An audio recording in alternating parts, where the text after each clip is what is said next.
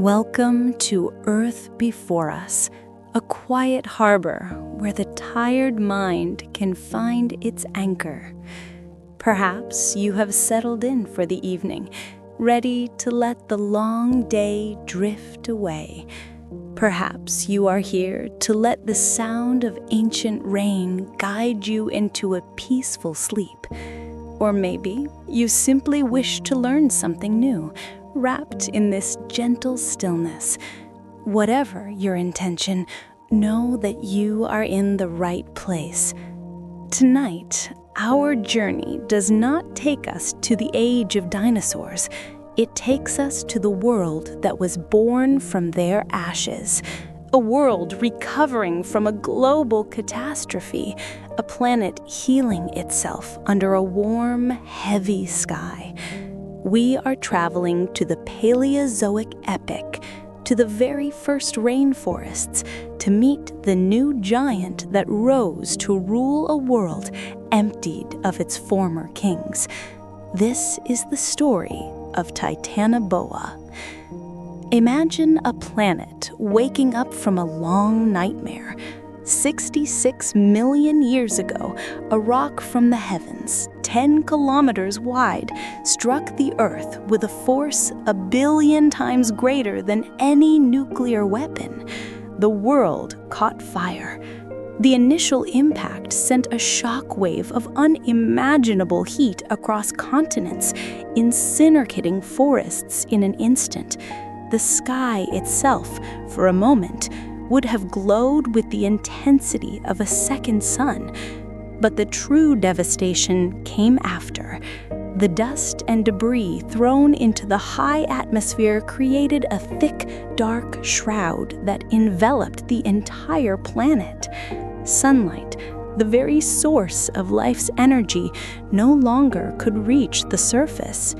A long, artificial winter began. Photosynthesis failed on a global scale. The great green engine of the planet sputtered and died. Plants withered in the darkness. The herbivores that fed on them starved, and the great carnivores, the kings of the Cretaceous, soon followed. The age of dinosaurs ended not with a roar, but with a slow, cold, hungry silence. For years, perhaps decades, the Earth was a twilight world, a planet of ghosts. 3/4 of all life on Earth vanished in this great dying. The silence that followed must have been profound, broken only by the whisper of an acidic wind and the gentle fall of ash, like a dark, unending snow.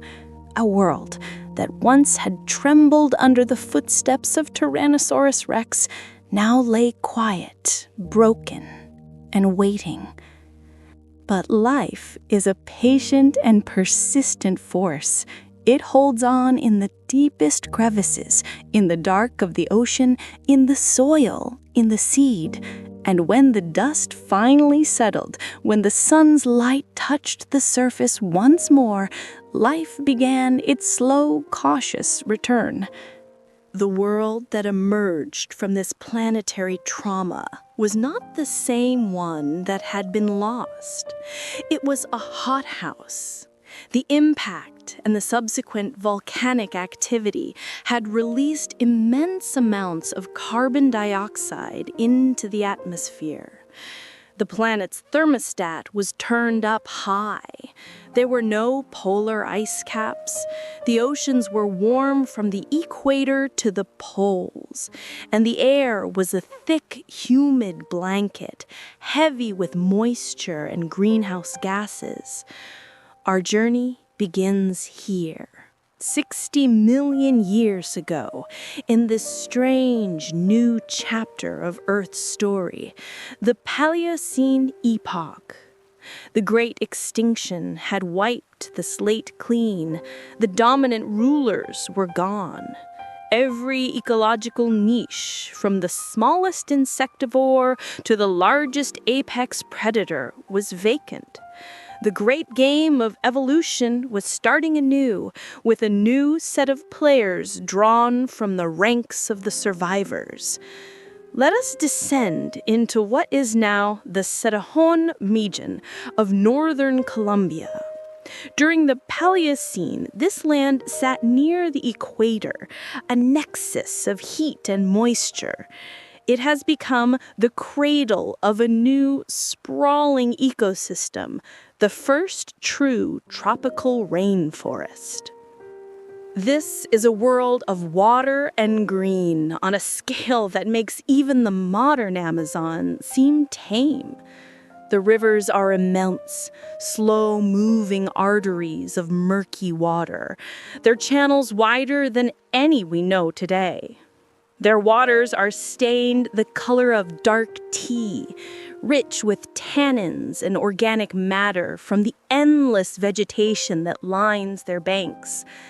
The air is so thick with humidity, so saturated with moisture, that it feels like you are breathing water. The average temperature is a constant, oppressive 32 degrees Celsius, with little variation between day and night, summer and winter. This is a world of eternal, gentle rain. Water drips from every surface, a constant percussive sound that is the forest's heartbeat. It drips from the broad, waxy leaves of strange, unfamiliar trees. It streams down the thick, woody vines that hang like heavy curtains from the high canopy. It beads on the emerald fur of the moss that carpets every fallen log, every exposed root, every stone. The sound of the forest is a symphony of dripping water, the distant roll of thunder, and a low, continuous, almost electric hum of millions of insects. And in this new, supercharged greenhouse world, new life was taking hold with an explosive energy. The survivors of the Great Dying, once living in the margins, were now diversifying at a breathtaking pace, exploring the thousands of empty rolls left behind by the dinosaurs.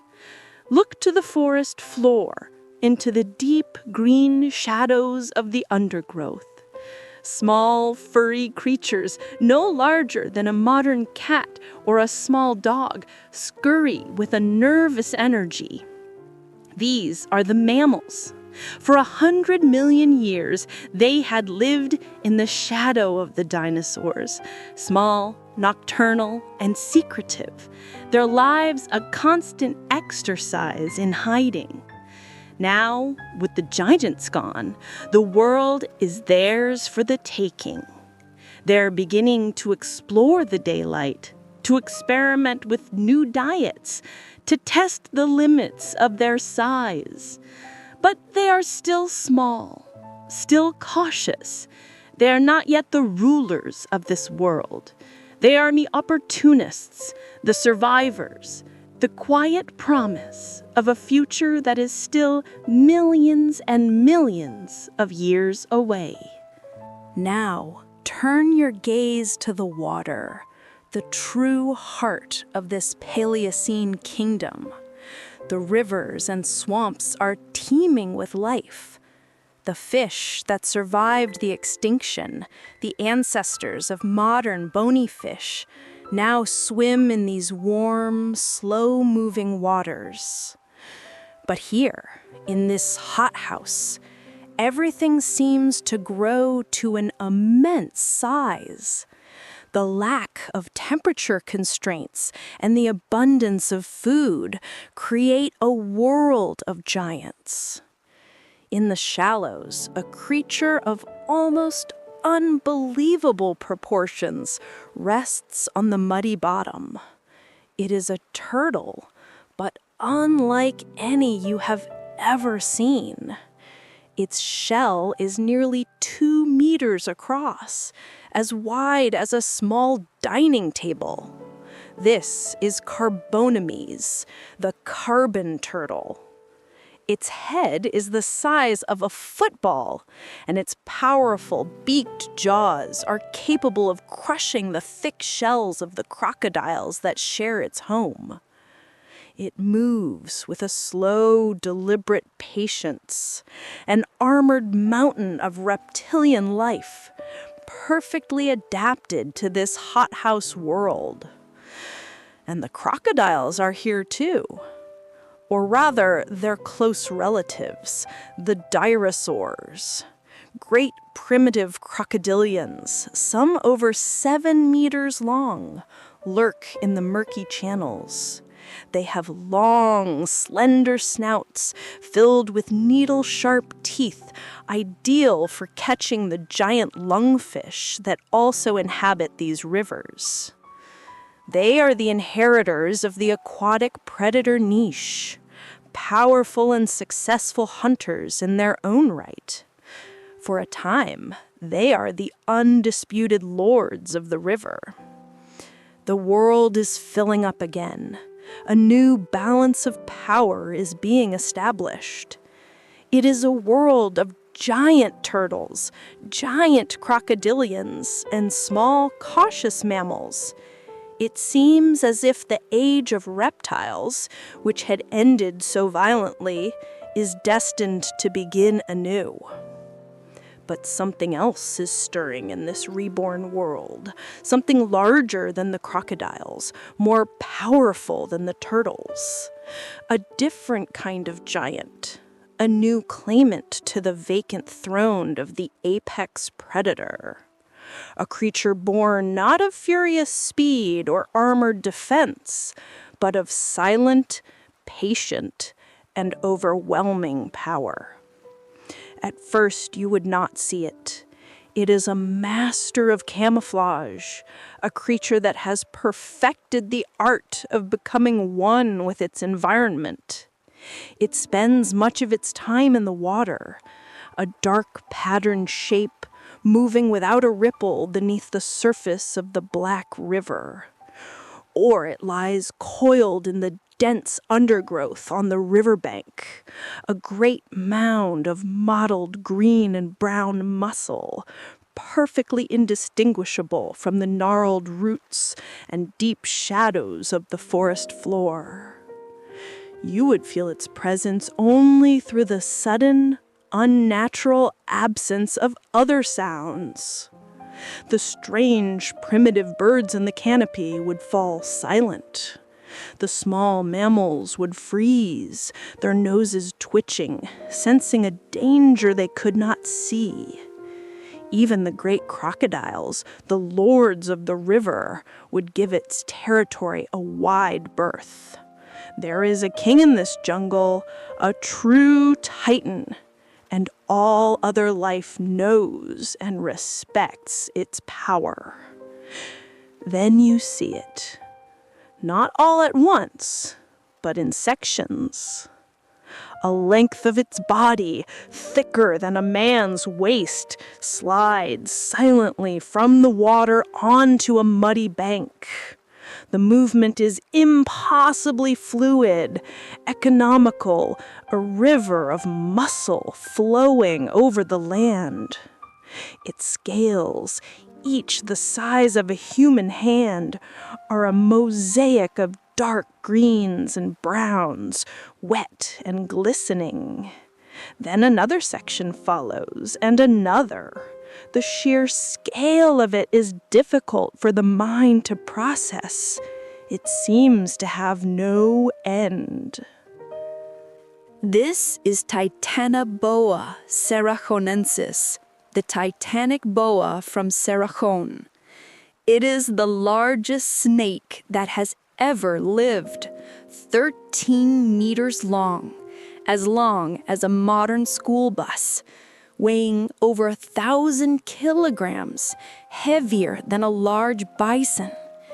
At its thickest point, it is a meter wide, so large you could not wrap your arms around it. It is a creature of almost mythical proportions, something that seems to have slithered out of a nightmare, yet it was real. This was the new apex predator. In a world emptied of the great theropod dinosaurs like Tyrannosaurus rex, Titanoboa rose to take their place. It was not a creature of rage or fury. It did not roar or stomp. It was a king of patience, a ruler of silence. As a constrictor, it was the ultimate ambush predator. It did not chase its prey. It did not need to. It waited. It would lie in the shallows of the river, almost completely submerged, with only its eyes and nostrils breaking the surface. Two small disturbances in the vast, still water. It would wait for hours, for days, motionless, for an unsuspecting animal, a giant turtle, or even one of the great crocodiles to come within reach. Or it would lie in wait on the forest floor, a silent, coiled mountain of potential energy, a living trap made of muscle and scale. Its world was one of scent and vibration. It would feel the footsteps of a creature approaching through the subtle vibrations in the ground, its massive jawbone resting on the mud, acting as a conductor for the slightest tremor. It would taste the air with its forked tongue, flicking it in and out, gathering chemical information, reading the story of what was near, what was edible, what was a threat. Its eyes, though functional, were not its primary tool. In the dim, filtered light of the rainforest and the murky, black water of the swamp, sight was a limited and unreliable sense. It lived and hunted in a world of touch and smell, a world of deep, primal senses that connected it to the very pulse of the forest.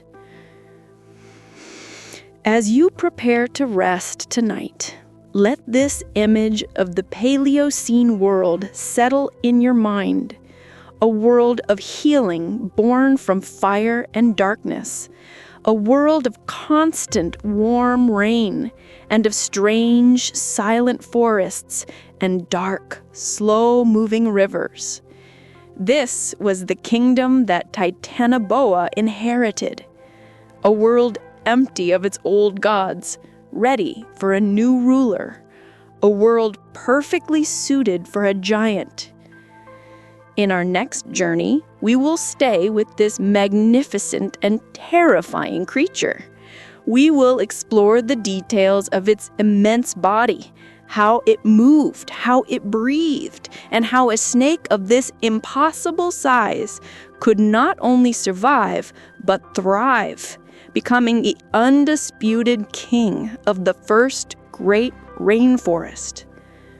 For now, let the gentle, persistent sound of the ancient rain be your lullaby. Let the warm, heavy air of this lost jungle cradle you, and let the image of a world being born anew, a world of green and water and quiet giants, guide you into a deep and peaceful sleep. We have witnessed a world reborn from fire, a humid, hothouse planet where the first great rainforests were beginning to spread across the land. We have seen the survivors of the great dying, the giant turtles, the mighty crocodilians, the timid mammals, and we have glimpsed the shadow of the new ruler, a serpent of unimaginable size. Tonight, our journey takes us out of the shadows and into the presence of the king itself. We will move closer, not with fear, but with a quiet curiosity to understand the body, the senses, and the very being of Titanoboa. This is the story of the Serpent King. Imagine a creature so large that it redefines the boundaries of what is possible. When scientists first uncovered the fossilized vertebra of Titanoboa, they were stunned. The bone was larger than any snake vertebra ever discovered, so massive that they initially thought it might belong to a giant crocodile. Only after careful comparison did the truth reveal itself. This was a snake of a size that belonged more to mythology than to science. To picture Titanoboa is to assemble a creature of superlatives, a length of 13 meters, perhaps even 15. That is longer than a city bus, longer than a Tyrannosaurus Rex. A weight of over 1,000 kilograms, making it heavier than a polar bear and a saltwater crocodile combined. And a body so thick at its widest point that it would reach a man's hip. This was not a slender, graceful serpent. This was a titan, a creature of immense bulk and power. Its body was a column of solid muscle, a living engine designed for one purpose: constriction. Every fiber of its being was tuned to the art of squeezing. Let us trace its form. Its head, though large, would have seemed disproportionately small compared to the immense volume of its body, as is common in constrictors. It was not a head built for chewing, but for grasping. Its jaws were not fused at the front, connected instead by flexible ligaments that allowed them to stretch and dislocate, accommodating prey far wider than its own head. Inside its mouth were rows of sharp, backward curving teeth, not for tearing, but for holding. Once Titanoboa seized its prey, there was no escape. Its skin was a masterpiece of natural engineering, a mosaic of scales, each perfectly interlocking, providing a tough, protective barrier that was also incredibly flexible. The patterns on its skin are lost to time, but we can imagine they were a complex camouflage of greens, browns, and blacks, allowing it to merge seamlessly with the dappled light of the forest floor or the murky depths of the swamp. To look upon it would be to see a living piece of the landscape, a moving tapestry of shadow and earth. To be a creature of this size required a unique relationship with the world. Titanoboa was cold-blooded and ectotherm. Its body temperature was not regulated internally, but by the environment around it. This is the secret to its immense size. A warm-blooded predator of this scale, like a mammal, would need to eat constantly, its internal furnace burning through vast amounts of energy just to stay warm. But Titanoboa was a creature of efficiency. Its metabolic rate was slow, patient. It did not burn energy, it conserved it. It could go for weeks, perhaps even months, without a single meal, living off the reserves from its last hunt. Its life was not a frantic search for food, but a slow, deliberate rhythm of waiting, hunting, feeding, and digesting. This slow metabolism was perfectly suited to its lifestyle as an ambush predator. It did not need the explosive, sustained energy of a chaser.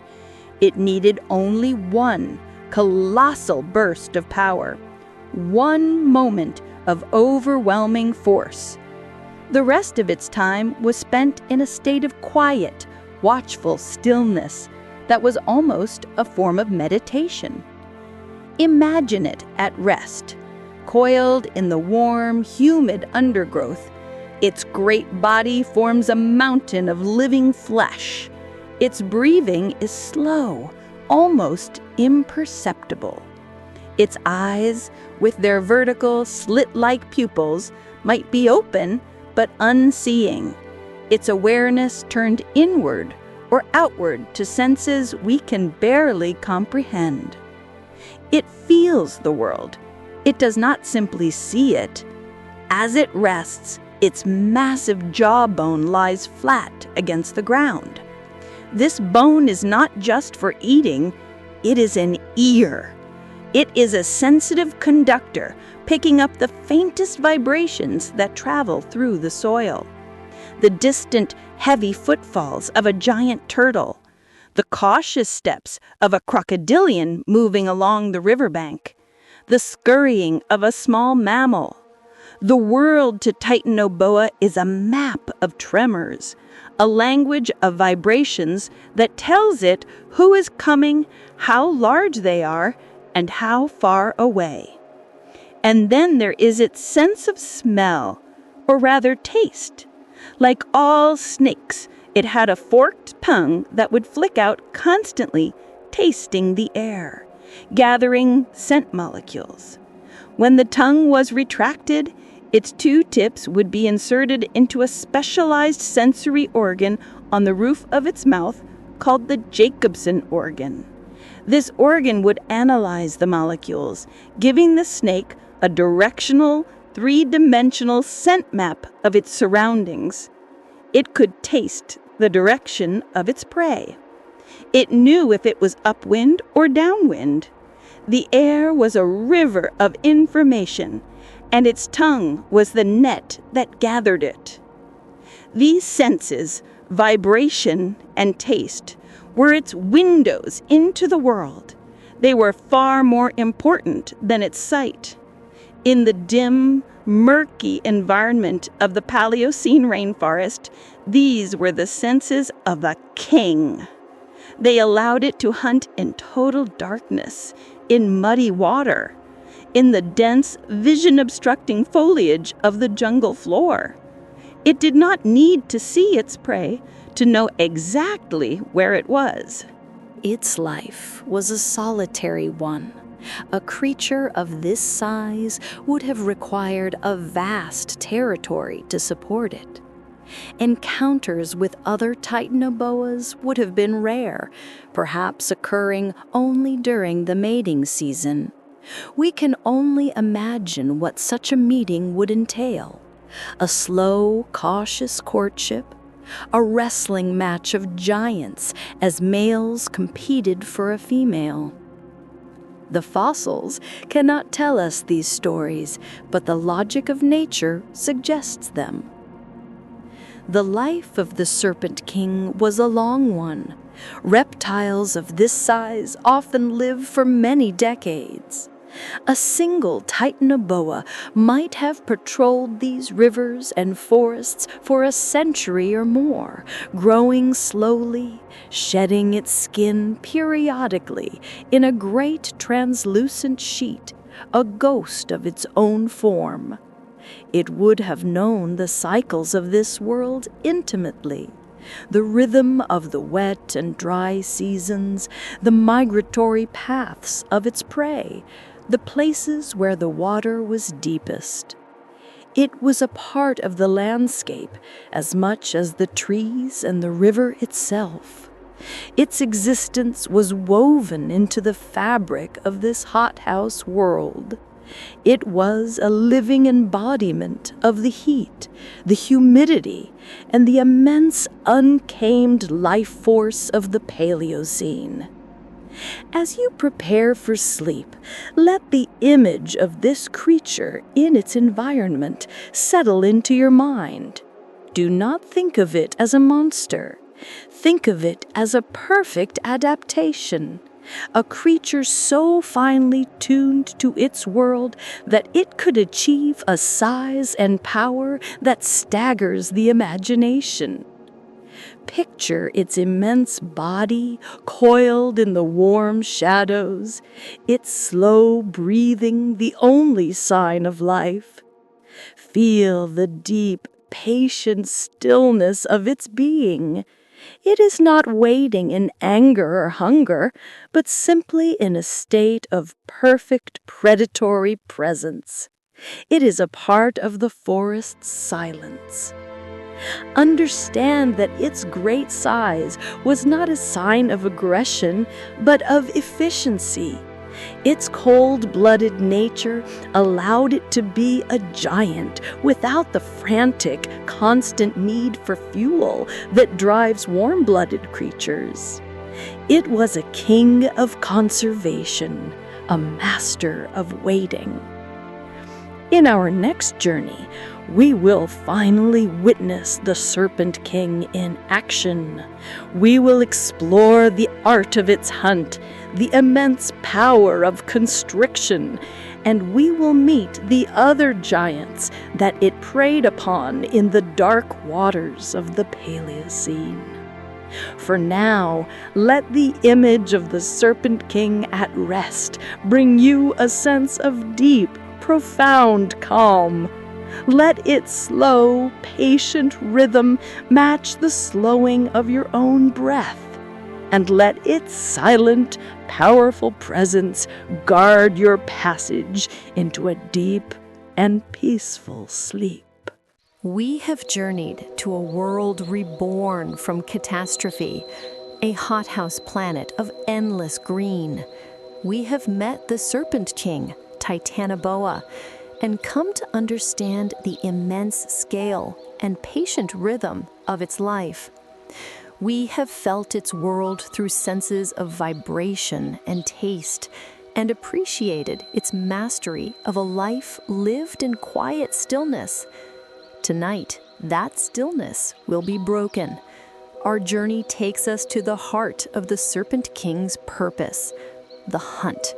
We will witness the art of the ambush, the silent and overwhelming power of constriction, and meet the other giants that lived as prey in this ancient, watery kingdom. This is the story of a predator at the peak of its power. Imagine the banks of a wide, slow-moving river in the Paleocene. The air is hazy, the light is dim, filtered through the high, dense canopy. The water is black and opaque, its surface like a polished mirror, disturbed only by the gentle concentric rings of falling raindrops. Nothing seems to move. The world is in a state of deep, humid peace. But beneath the surface, the king is waiting. Titanoboa is in its element here. Its massive body lies submerged on the muddy river bottom. Only the very top of its head, its nostrils and eyes, breaking the surface. From a distance, it is indistinguishable from a fallen log or a ripple in the water. It is a living piece of the landscape, a patient, silent trap. It has been here for hours, perhaps days. Time for Titanoboa is measured differently. It is not a thing to be counted, but a medium to be inhabited. Its cold-blooded metabolism demands almost no energy in this state of perfect stillness. It is not tired. It is not bored. It simply is, waiting. Its senses are extended into the world around it. Its jawbone, resting on the riverbed, feels the faint tremor of a giant turtle moving through the aquatic weeds nearby. Its tongue, flicking out occasionally to taste the water, detects the chemical signature of the great crocodilians that patrol these channels. It is aware of everything, a silent, knowing consciousness at the center of its world. The hunt is not a matter of chance, it is a matter of opportunity. Titanoboa is too large to waste its energy on small prey. A fish, a small mammal, these are not worth the effort. It needs a substantial meal, something that can sustain its immense body for weeks or months. Its prey must also be giants. Look to the far bank. A creature of immense size is making its way to the water's edge. It is a dinosaur, a primitive crocodilian, itself a formidable predator, 7 meters long. Its long, slender snout is lined with sharp teeth, and its body is covered with tough, armored scutes. In this ecosystem, it is a lord, second only to the Serpent King. It has come to the river to hunt for fish, unaware that it is also being hunted. Titanoboa senses its approach, the vibrations of its heavy body walking on the muddy bank travel through the ground and into the water, a clear signal on the snake's jawbone. The chemical signature of the crocodilian, a unique taste in the water, grows stronger. The serpent does not move. The art of the ambush is in the waiting. It is in letting the prey come to you, in becoming so much a part of the environment that you are invisible until it is too late. The crocodilian slips into the water with a quiet splash. It is a confident creature in its own domain. It begins to swim slowly across the channel, its eyes just above the surface, scanning for the ripple of a giant lungfish. It passes closer and closer to the hidden form of Titanoboa.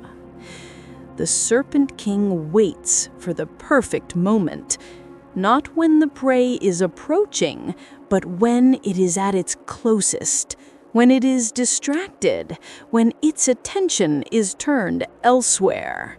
The crocodilian is now just a few meters away, its body parallel to the snake's submerged form. Now, the stillness shatters. In a single explosive movement, Titanoboa strikes. This is not a slow, languid motion. It is a release of all the potential energy stored in its coiled muscles. 1,000 kilograms of muscle uncoiling in an instant. Its head lunges forward, jaws opening wide. It does not try to kill with its bite. The teeth are only for holding. It seizes the crocodilian by the midsection, its backward curving teeth sinking into the tough hide, anchoring it. The prey thrashes, a violent explosion of water and fury. The crocodilian is a powerful animal, and it twists and rolls, trying to break free. But it is too late. The initial strike is only the beginning. Now, the true power of Titanoboa is revealed. The first few meters of its body, the immense muscular coils wrap around the struggling crocodilian. One loop, then another. The movement is swift, practiced, and terrifyingly efficient. This is the art of constriction. It is a common misconception that a constrictor crushes its prey, shattering its bones. The reality is far more subtle and far more deadly. As the coils tighten, they are not trying to break the crocodilian's skeleton. They are sensing its breath. With every exhalation of the prey, every slight relaxation of its rib cage, the coils of Titanoboa tighten just a little. They do not release.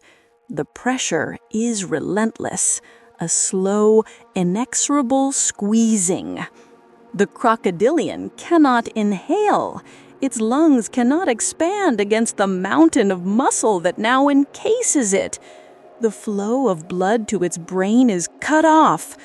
Consciousness fades. The thrashing slows, then stops. Within minutes, the great crocodilian, itself an apex predator, is dead. There is no great struggle, no prolonged bloody battle, only a brief, violent encounter followed by a quiet, overwhelming finality. The power of Titanoboa is not in its fury, but in its perfect, suffocating control. The hunt is over. Now the feast begins. Titanoboa must consume its massive meal. It releases its coils and begins the slow, laborious process of swallowing its prey whole. Its flexible jaws stretch to an impossible width. Its skin expands. Slowly, painstakingly, it draws the great crocodilian into its body. The process takes hours. During this time, the snake is at its most vulnerable, its movements slow, its attention focused. Once the meal is consumed, a great bulge is visible in the snake's body. Now begins the long, slow process of digestion. Titanoboa will find a safe, quiet place, a dense thicket on the riverbank, or a deep, dark pool. And it will rest. For weeks, perhaps for more than a month, it will not need to move or hunt. It will simply lie still, its body slowly breaking down the giant meal, converting it into the energy needed to sustain its titanic form. This was the rhythm of its life. Long periods of quiet waiting, punctuated by brief, explosive moments of action, followed by an even longer period of rest and digestion. It was a life of profound patience. Its other primary prey was just as formidable. The giant turtle, Carbonimus, with its 2-meter-wide shell, would have seemed an impossible meal. But Titanoboa may have had a strategy. It could not crush the turtle's shell, but if it could seize the turtle's head or a flipper, it could prevent it from retreating into its shell. Constriction would then work in the same way, cutting off blood flow and breath. Or perhaps it simply swallowed the great turtle's whole, its powerful digestive acids capable of breaking down even bone and shell over a long period. As you prepare for rest, let this image of the hunt guide you into a state of calm. Do not focus on the violence, but on the natural perfection of the process. See it as a dance between two great predators, a transfer of energy that is the fundamental law of all life. Appreciate the patience of Titanoboa, the long, still waiting, the perfect timing of the strike, the efficient, overwhelming power of its embrace. This was not an act of malice. It was an act of survival, performed by a creature that was the undisputed master of its domain. The silence of the swamp returns.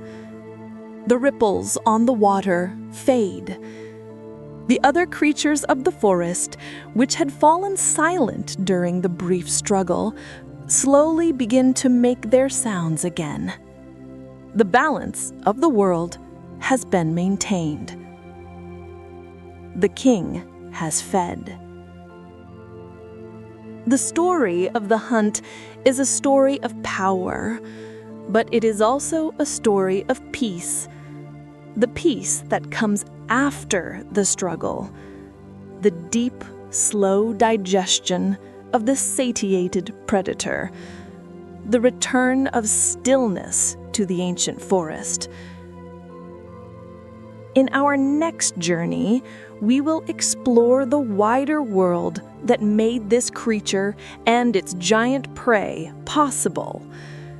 We will delve into the science of the Paleocene hothouse and understand why a world of extreme heat was the necessary cradle for a cold-blooded king of this size.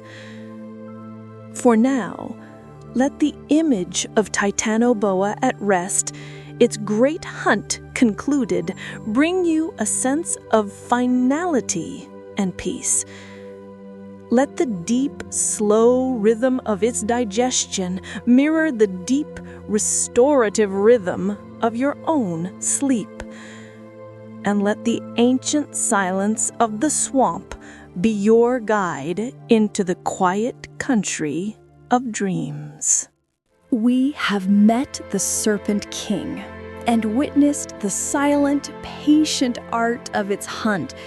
We have seen a creature of almost mythical proportions, a titan of muscle and scale that ruled the first rainforests.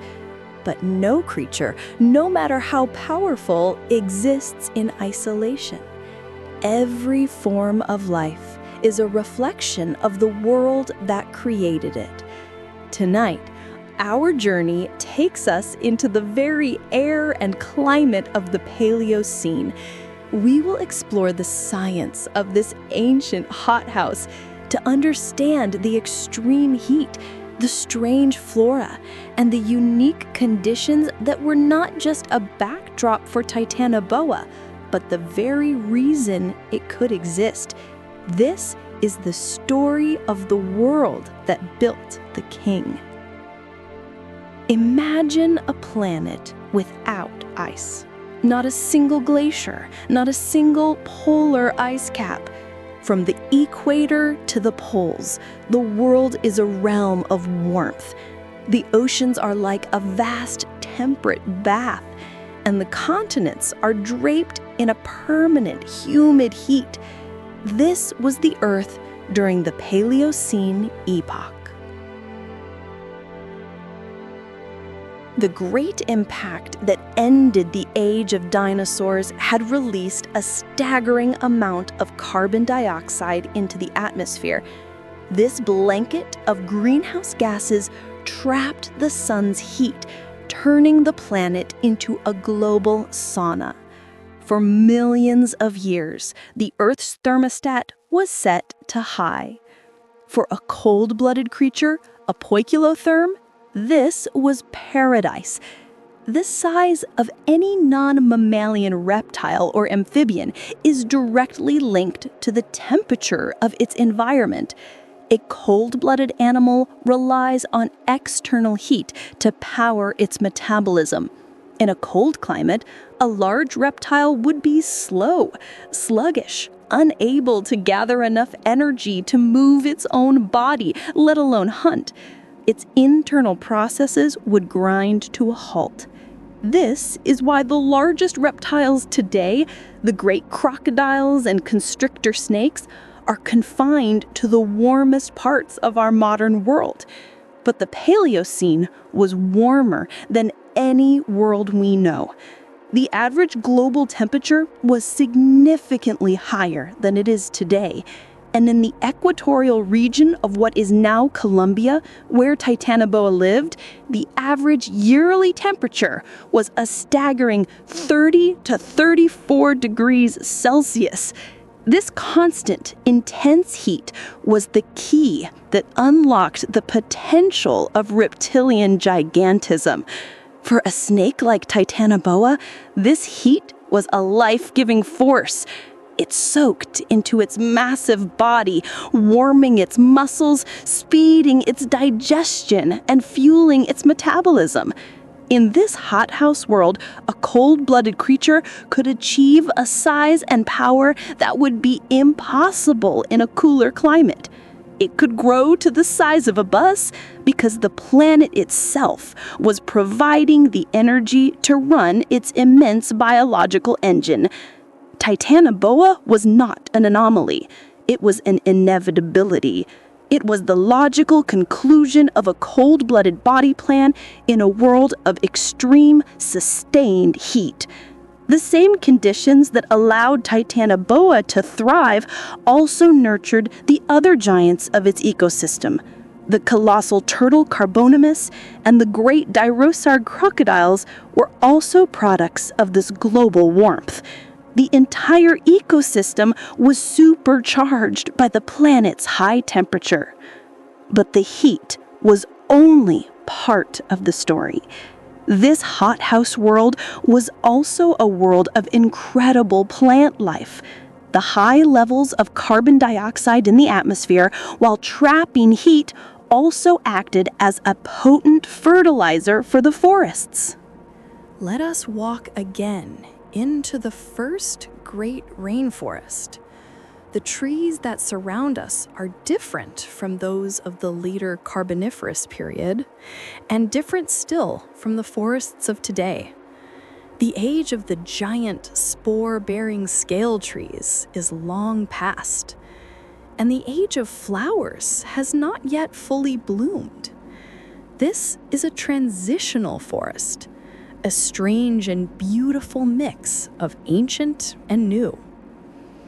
The canopy is dominated by relatives of palms and legumes, trees with broad, waxy leaves designed to capture the dim light and shed the constant rain.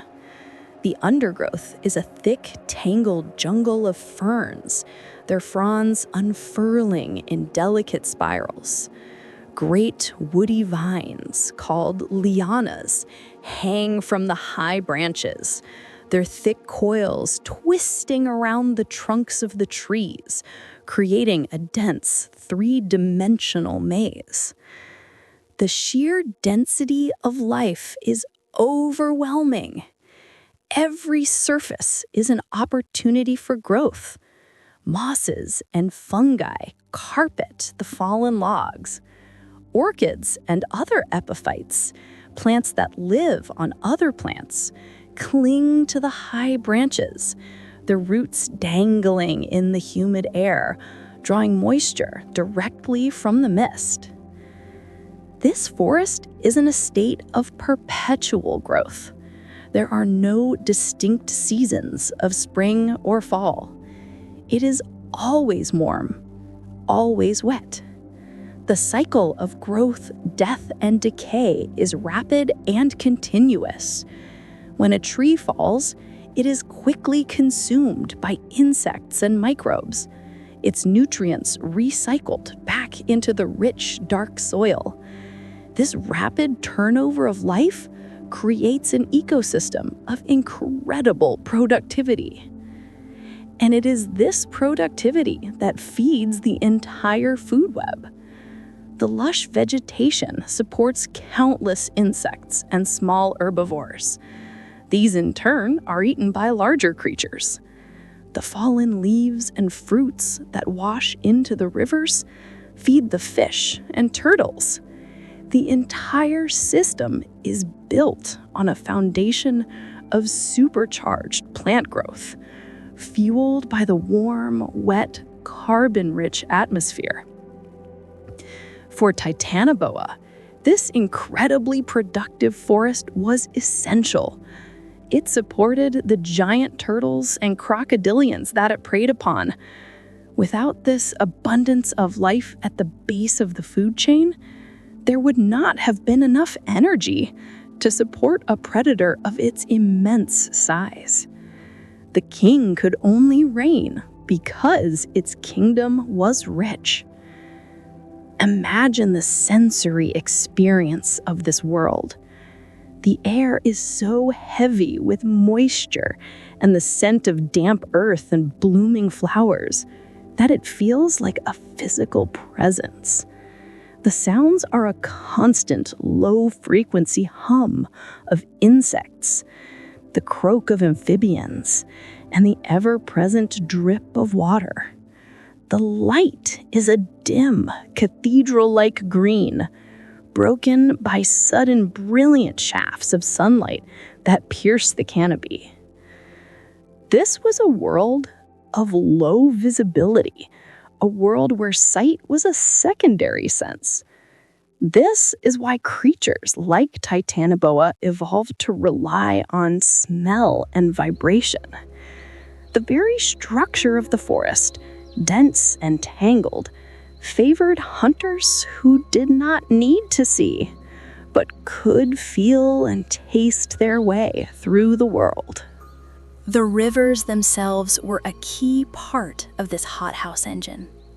They were not clear, fast-flowing streams. They were wide, slow, and choked with sediment and organic matter. They were less like rivers and more like vast, linear swamps. Their slow movement allowed heat to build up in the water, creating the perfect warm bath for giant, cold-blooded reptiles.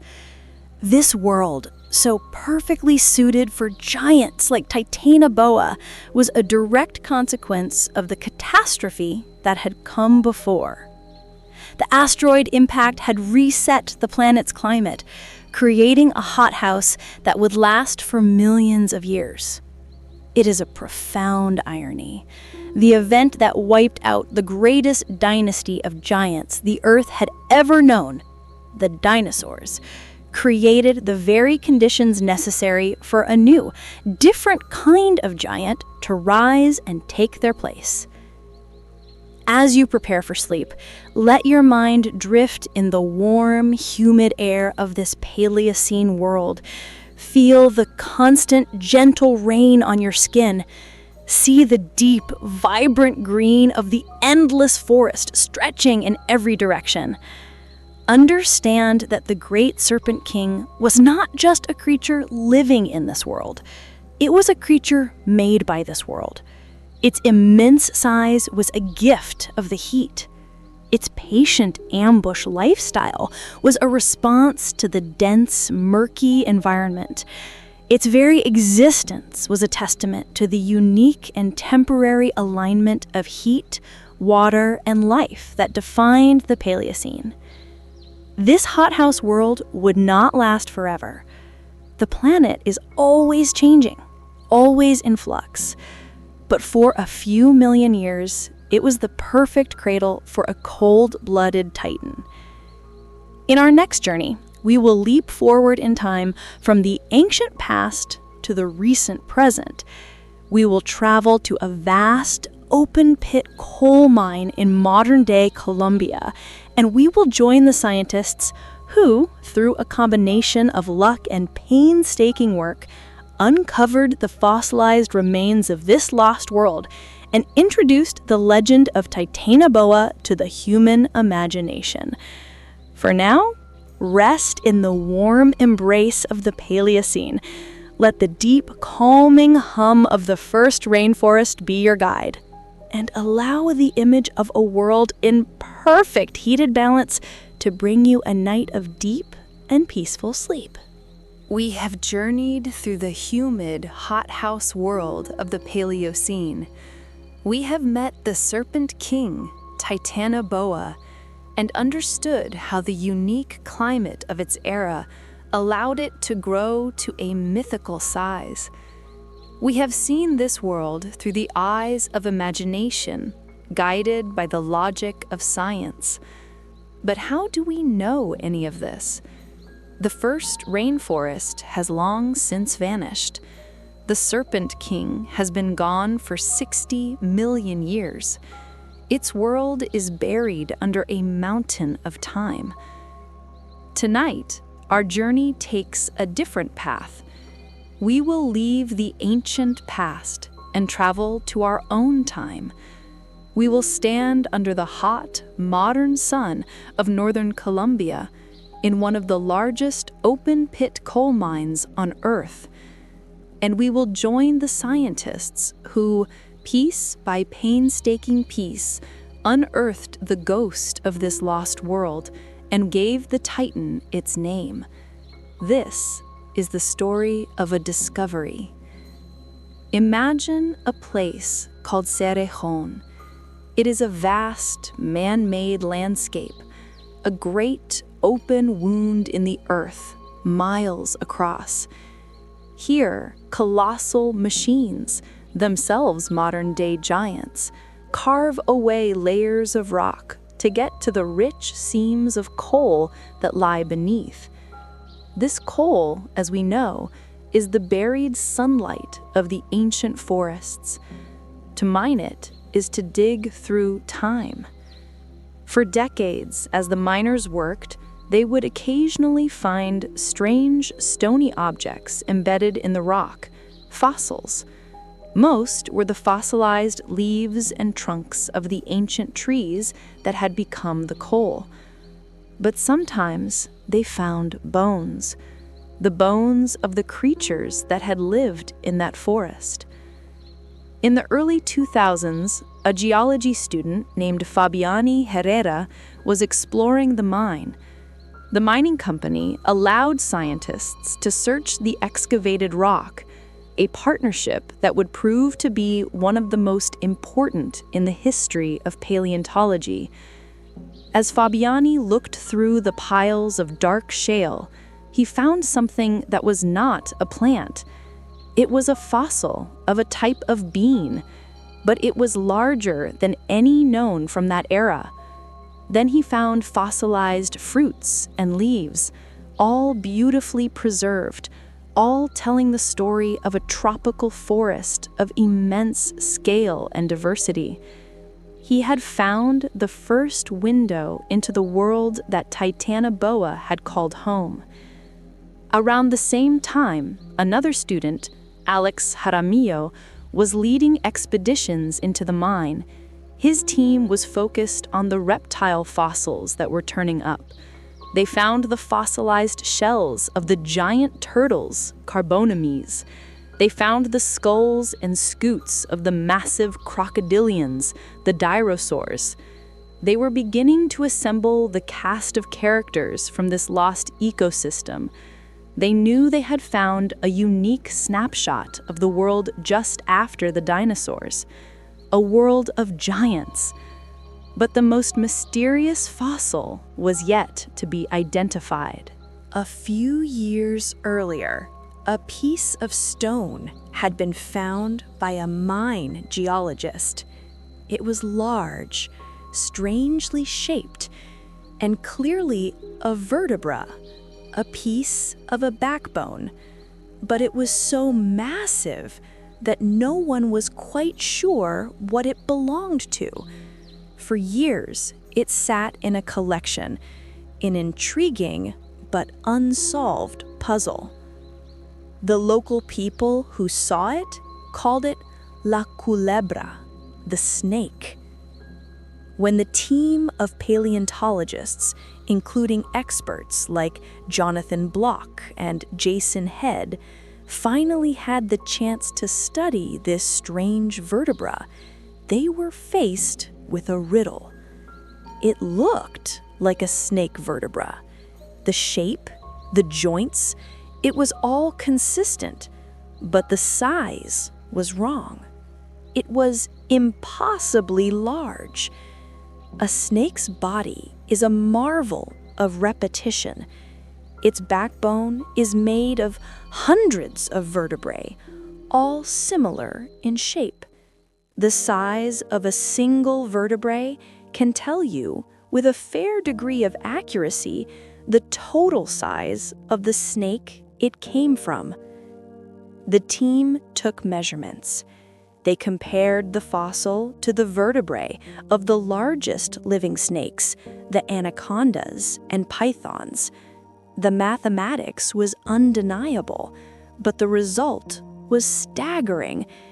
If this vertebrae belonged to a snake, that snake would have to have been over 13 meters long and weighed more than a ton. It was a conclusion so extraordinary that it was difficult to accept. Could a snake really grow that large? The known laws of biology and physics suggested it was possible, but only under one condition: extreme heat. A cold-blooded snake of that size would need an average yearly temperature of 30 to 34 degrees Celsius to survive. The fossil bone was not just telling them about a giant creature, it was telling them about the climate of its world. The paleontologists now had two independent lines of evidence pointing to the same conclusion. The giant, broad-leafed fossil plants suggested a hothouse climate, and the immense size of the snake fossil demanded one. The two pieces of the puzzle fit together perfectly. They named the creature Titanoboa cerehonensis, the titanic boa from Cerehon. The legend was born. The discovery sent a shockwave through the scientific community and captured the public's imagination. A snake as long as a bus, a predator that hunted giant crocodiles. It was a creature that seemed to have slithered directly out of mythology. But the work was just beginning. The team returned to Cerehon, now knowing what to look for. They began to find more vertebrae, more pieces of the titan. In total, they would uncover the remains of dozens of individual Titanoboas, from smaller juveniles to the largest adults. They found pieces of their skulls, allowing them to reconstruct the head of the great serpent. Each fossil was a treasure, a word in a language that had been silent for 60 million years. The work was slow and delicate. The fossils had to be carefully excavated from the rock, wrapped in plaster jackets to protect them, and transported to the laboratory. There, technicians would spend hundreds of hours meticulously cleaning the rock away, using tiny dental picks and air scribes to reveal the bone beneath.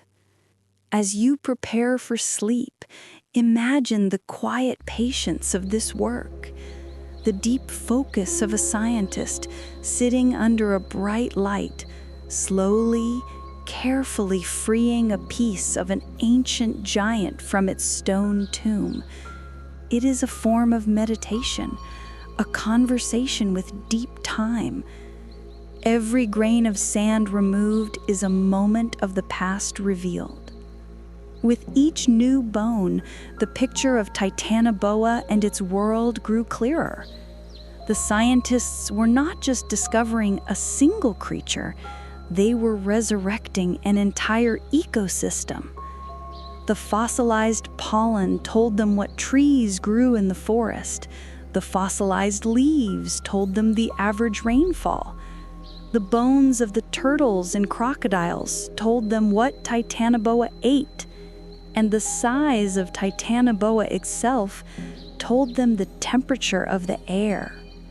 Cerehon was not just a coal mine, it was a fossilized world, one of the most complete snapshots of a terrestrial ecosystem from the Paleocene ever found.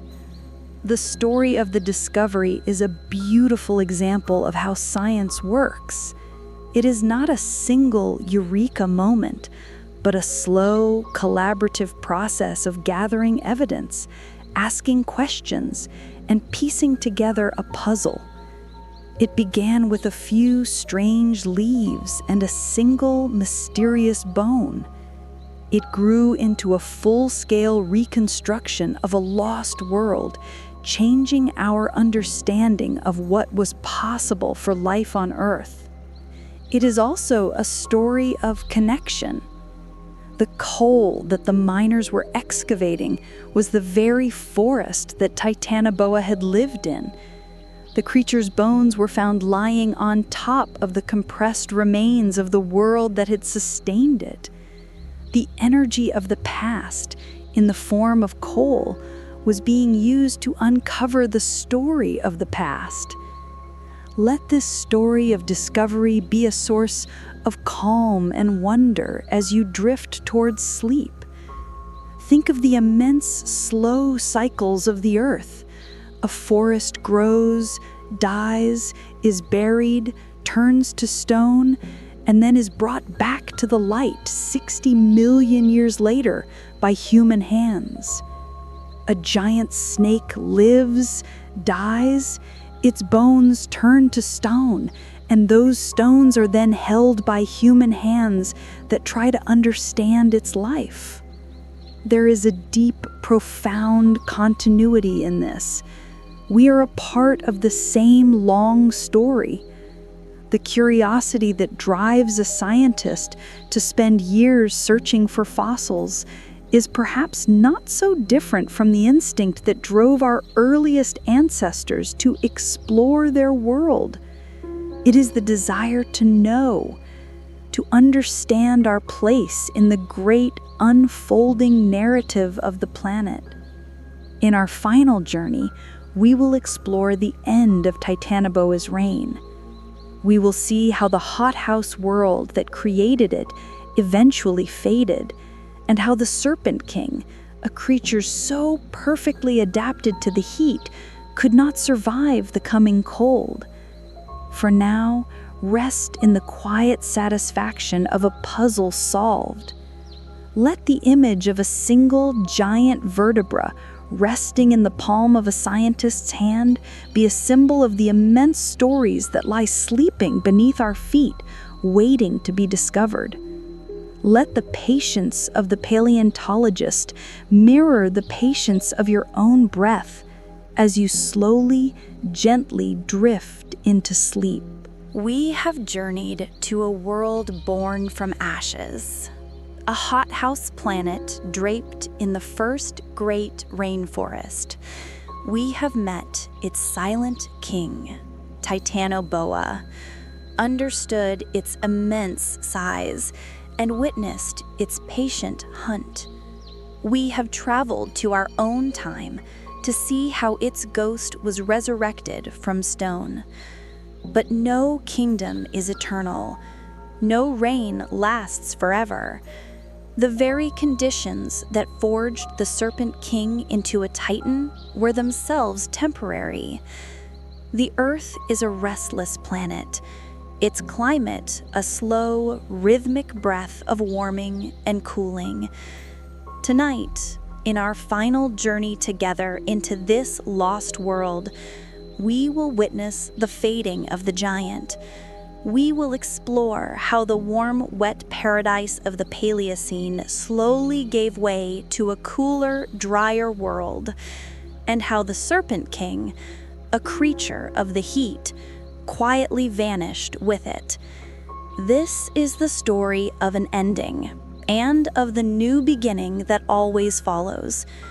Imagine the Paleocene world at its peak.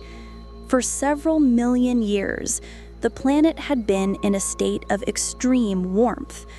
The atmosphere, thick with carbon dioxide, held the sun's heat like a blanket. This was the cradle that nurtured Titanoboa, the furnace that fueled its cold-blooded, gigantic body. As long as the world remained a hothouse, the king was secure in its reign. But the Earth's climate is never static. It is a complex dance of many partners. The planet's orbit around the sun, the tilt of its axis, the slow drift of continents, the chemistry of the oceans and the atmosphere. And over millions of years, the dance began to change. Slowly, almost imperceptibly, the planet began to cool. The immense amounts of carbon dioxide that had been released after the Great Extinction were gradually being reabsorbed. New life, especially the vast and growing forests, was pulling carbon from the air, locking it away in soil and living tissue. The oceans, too, were absorbing the gas. The great greenhouse blanket was beginning to thin. This was not a sudden cold snap. It was a slow, gentle cooling that unfolded over millions of years. A gradual transition from the extreme heat of the Paleocene into the more moderate climate of the Eocene epoch that would follow. For most of life on Earth, this change was manageable. But for a creature whose very existence was defined by heat, it was a death sentence delivered in slow motion. Remember that Titanoboa's immense size was a direct product of the extreme warmth of its environment. Its cold-blooded metabolism required a high ambient temperature to function. As a poikilotherm, it was a prisoner of the thermometer. When the average yearly temperature in its equatorial kingdom began to drop from 32 degrees Celsius to 30, then to 28, its world began to unravel. A drop of a few degrees may seem insignificant to us, warm-blooded creatures who generate our own heat, but for Titanoboa, it was catastrophic. As the world cooled, its metabolism would have slowed down. Its digestion would have become less efficient. The long periods of rest it needed after a meal would have become even longer. The explosive bursts of energy required for its ambush hunt would have been harder to summon. The king was becoming sluggish. Its greatest weapon, its size, was becoming its greatest liability. An immense body requires an immense amount of energy to operate. In the hothouse, that energy was freely available from the surrounding heat. In a cooler world, the snake's body would have struggled to stay warm enough to function. It would have needed to eat more often just to maintain its basic bodily processes. But at the same time, its slowing metabolism was making it a less effective hunter. It was trapped in a vicious cycle, the need for more food and a decreasing ability to catch it. The world around it was also changing. The cooling climate altered rainfall patterns. The constant year-round rain of the Paleocene gave way to more defined wet and dry seasons. The vast, slow-moving rivers and swamps, the heart of Titanoboa's kingdom, may have begun to shrink or fluctuate. The very structure of the forest began to change as well. The types of trees and plants that thrived in the extreme heat were slowly replaced by species that preferred a more moderate climate. This would have had a cascading effect on the entire food web. The giant turtles and crocodilians that Titanoboa preyed upon would have been affected by these changes too. They were also giant cold-blooded reptiles, and they faced the same metabolic challenges as the Serpent King. As their populations dwindled or moved, Titanoboa's food source became less reliable. The king was not only growing weaker, it was also growing hungry. There was no great battle, no rival predator that rose to overthrow it. The dinosaurs were long gone. The age of giant mammals was yet to come. Titanoboa was not defeated by a competitor. It was defeated by a change in the weather, a slow planetary shift that it was powerless to resist. Its decline would have been as slow as its life. It would not have vanished overnight. For thousands, perhaps hundreds of thousands of years, it would have struggled to hold on. Each generation would have been slightly smaller than the last, the cooling world no longer able to support the extreme gigantism of its ancestors. The Titans were slowly becoming giants, and the giants were slowly becoming ordinary. Imagine one of the last Titanoboas. It is still a massive creature, a giant by any standard, but it is smaller than its grandparents. It lies coiled in a forest that is less humid, less warm. It waits for prey that comes less frequently. It is a king ruling over a shrinking kingdom, a relic of a hotter age. Its eventual extinction was quiet and inevitable. The last Titanoboa likely died not in a dramatic confrontation, but in a state of slow decline, its great body finally succumbing to a world that was no longer made for it. With its passing, the reign of the largest snake in Earth's history came to a silent end. The throne of the apex predator was once again vacant. As you prepare for sleep, reflect on this slow, gentle fading. It is a story not of failure, but of the profound and unbreakable connection between life and the environment.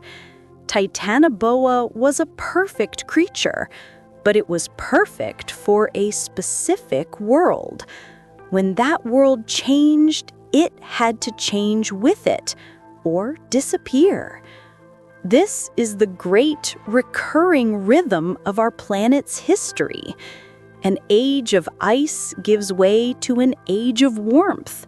An age of swamps gives way to an age of plains. One dynasty of life rises, reigns, and falls, creating the conditions for the next. The dinosaurs fell, and the hothouse world of Titanoboa rose from their ashes. Titanoboa fell, and the cooler world that followed would become the cradle for the great diversification of mammals, the lineage that would, eventually, lead to us. Every ending is a new beginning. The death of the Serpent King was not a tragedy in the grand scheme of things. It was a necessary transition, a passing of the crown. Let the image of this fading giant bring you a sense of peace. See it not as a story of loss, but as a story of cycles. The cycle of warming and cooling, of rising and falling, of life and extinction. We too are a part of this cycle. Our own age is as temporary as the Paleocene hothouse.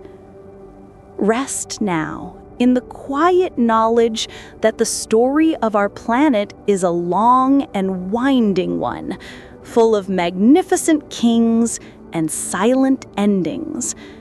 Let the gentle rain of that lost rainforest wash over you one last time. And let the image of a world in constant, peaceful transformation guide you into a deep and restorative sleep. The Serpent King is gone, but the story of life, in all its strange and wonderful forms, continues forever.